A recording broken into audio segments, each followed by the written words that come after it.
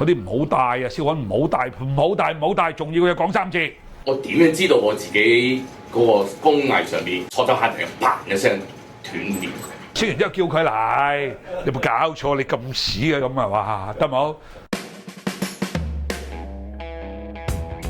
講咗呢1小時、半個小時咧，答問環節。風火水電大家都知啦，通常呢幾範嘢咧都係以男性主導，但係有一個工藝喺唔同嘅機構啦、唔同社會啦，最好嘅咧有可能係女性嘅，就係燒焊啦。點解？我就唔喺度班門弄斧啦。咁我哋有請我哋嘅李廣星教授。呢度咁多位，有邊位朋友曾經燒過焊嘅？佢哋睇下，焊係2個唔同概念。你見個鐵着火未啊？鐵嘅燃燒點咧就低過佢個熔點啊，所以佢未熔之前咧，可以喺純氧入邊燃燒，利用燃燒將個鐵板燙開。你知唔知淨係不鏽鋼咧已經250幾種？但係有啲不鏽鋼係唔燒得嘅。喺香港裏邊最典型用得最多嘅咧就係焊支電弧焊，呢個得世界上用得最多。越嚟越多呢啲咩咧？我哋叫2種金屬焊接啊。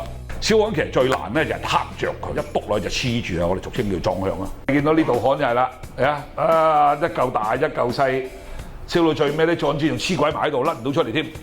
我師傅最叻㗎啦，臨收工前就教我啦。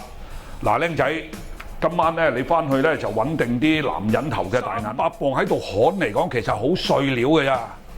OK， 3噸都係碎料啊，唔好話300啊。我買包焊紙好平嘅啫喎，我幾廿蚊買包焊紙燒好多焊㗎咯喎，老友。我幾廿蚊唔買得幾多粒螺絲嘅啫喎，有得揀嘅咁梗係燒焊啦。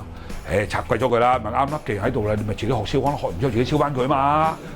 燒完之後叫佢嚟，你冇搞錯？你咁屎嘅咁啊？哇，得冇？皮手物咧係唔慳得嘅，因為咧你懟埋去，最多火絲喺嗰度彈出嚟。我唔知你見過啲皮手物，呢邊係皮嘅，呢邊係布嚟噶嘛？我嗰啲叫半皮啊嘛，嗰啲唔好帶啊，燒焊唔好帶，唔好帶，唔好帶，仲要佢講3次。燒焊留意，件衫千祈唔好成家咁。否則咧，啲火絲呢度落，鐵佢都燶晒啦，香口啲啫，總好過冇嘅。先學安全，再學技術，咁就係最穩陣啦。我希望就係一啲正確嘅知識啦，啲安全嘅大家真係要共同探討咯。我覺得大部分嘅人啦，如果你有2日，你燒足2日，咁基本上咧，即係由朝燒到晚喎。你咪嗰2日裏邊喺度3分鐘，其他嗰啲走鬼咗去飲茶喎，得冇？你燒足2日，你就能夠掌握到起火嘅基本技巧。